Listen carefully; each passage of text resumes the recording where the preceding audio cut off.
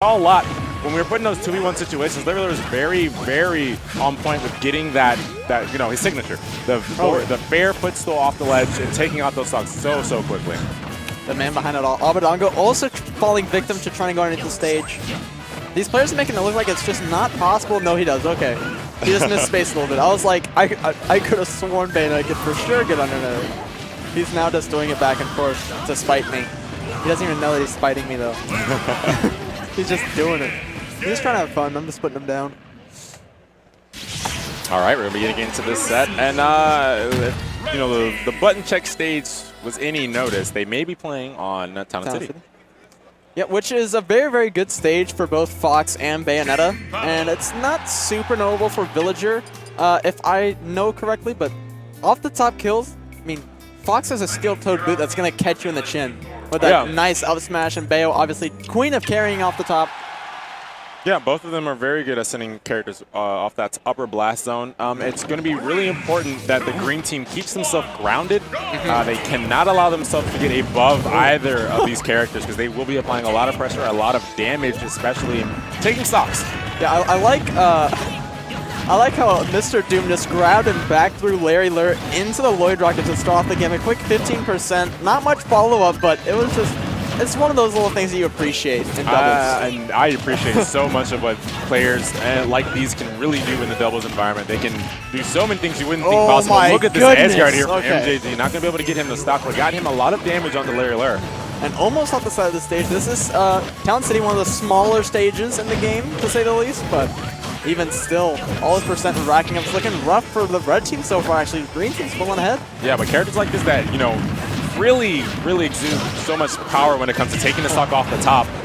Town and City is a very good stage to do that, and I love the innovation, especially there from Mr. Doom, using that limit climb hazard to stop his teammate from getting carried off. Yeah, absolutely. That was really cool, and also almost got the kill as well. We almost overlooked that, but get that up air, not going to do it from the near bottom of Town and City, but that back air from Larry will be able to seal out that stock. Yeah, first stock on the board. They're going to be taking it off the green team. Larry Lurr, high percents as well as Abadango, so the green team is definitely not out of this just yet. They need to play their cards right so they can keep themselves in this set. They went for that quick jab to grab instead of the jab up smash that you see in other Smash games, but honestly, right now, Larry Lurr's being a little bit on fire. He is still a keeper of the 3 stocks. In fact, all of the game is, besides Mr. Doom losing on his first, but we'll see how quickly that can change. Yeah, Mr. Doom getting carried again. Lots of rage on Bayonetta, and there's a fly me to the moon. Abadango going to be taking that second stock off of Mr. Doom. Mr. Doom having a difficult time staying alive. It's rough, especially with Cloud Without Limit. If they throw you off the stage, there's so much edge guard potential in this red team with both Bayonetta and Fox on the enemy side of the lines. You're just struggling to get back when you're off stage. My Abadango with the quick double. One back air to take them all. His teammate as well. I mean, yeah, but it was a double. And I mean, that's not bad for the green team. It gets them a bit closer to evening up this set. But man, they just still had such a difficult time of staying on the stage, and that's where these characters, where Bayonetta and Fox really shine, is in that air where they're able to apply that aerial pressure. Absolutely, and like you were saying, this may have been a better thing for that green team when Abadango got that double kill, because right now it's 4 stocks to 3 instead of 6 stocks to 3. So it's looking much better for the green team, much more doable, but will they be able to do it is the question. Yeah, and I mean, they're looking good. They're keeping themselves grounded. They're keeping a lot of damage onto the red team, but here's Abadango. He's looking for that moment. Mr. Doom's able to get out, but it sets right into Larry Lurr's Firefox. Oh my God, which takes the final stock off of Mr. Doom. But MJG's not out of this just yet. All right, so Larry Lurr did a Firefox, and as soon as the Firefox was over at the very tippy top, Abba said, "I'm going to spin on them a little bit. Like I'm going to spin on them like a little bit Beyblade," and that took him right off the top. And right now, MJG in a very rough spot, to say the least. Sometimes you gotta let it rip, but the red team is definitely letting it rip right now. MJG playing Villager. I mean, Villager can succeed in the 2v1 situation, but this is just a tough spot to be in. Fox and Bayonetta, 3 stocks all together. They both went for that back air. Not going to work out for them. They're not going to connect, but that up air will take it. And red team looked pretty clean besides Abadango getting the kill on Larry. Yeah, they had a lot of good moments, and even with that, it was a very worthwhile trade. Yeah. for Abadango. He's able to get a stock off, and with the dominance that they were showing most of the game, wasn't going to hurt them that much, which we saw. But yeah, we saw some adaptation from MJG and Mr. Doom towards the end of that game. They started keeping themselves grounded more often. They started keeping themselves away, but a lot of the times it just got away from them. You know, and Larry Lurr and Abadango were just able to make so much more of the situations that they were presented in that game. And that's when it gets scary. As soon as the game starts slipping away, like I was saying at the very, very start of the match, they were actually up when it came to percent. Stocks were even, so they were up in percent. And, geez, I mean, they just, as you were saying, they let it slip away from them a little bit slowly but surely, and paid the price for it with the game. And hop into game number 2. We'll see if they can do it. They'll be hopping into another game, this time on Battlefield. This will give the green team access to a lot of new things, a lot of spacing opportunities for MJG. Also the platforms. Cloud can do so much with his up airs, with his pressure, with his up tilt, especially on these platforms. But man, if they get the opportunity, it'll be a lot. But the red team just doesn't want to give them that. Yeah, and Abadango right there just saved Mr. Doom, but he's going to die for it in a second anyways. There he goes. Oh my gosh, almost taking MJG off the top. MJG coming back aggressively is going to get Abadango in a sore spot, but he is able to get back.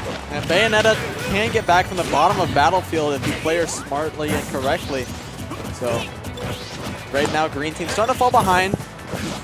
6 stocks to 5, but starting to look oh my gosh, rougher. This up air train from Larry Lurr is not allowing Mr. Doom to get back for free. And this is like I've been talking about the entire set. When the green team's caught in the air, this is not the spot they want to be in because they can do, red team can do things just like that. Take those stocks and rack up so much percent. Mr. Doom already looking at his 3rd stock here. He needs to be very, very careful with how he recovers back on the stage. Yeah, absolutely. And like you're saying at the start of this match, with Battlefield being such a good stage for green team with Cloud, able to extend those aerial combos, both Bayonetta and Fox also benefit for these platforms for the same reasons.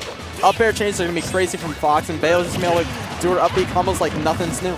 Yeah, they can still do so much. I mean, they're not going to be dying as soon. Yeah.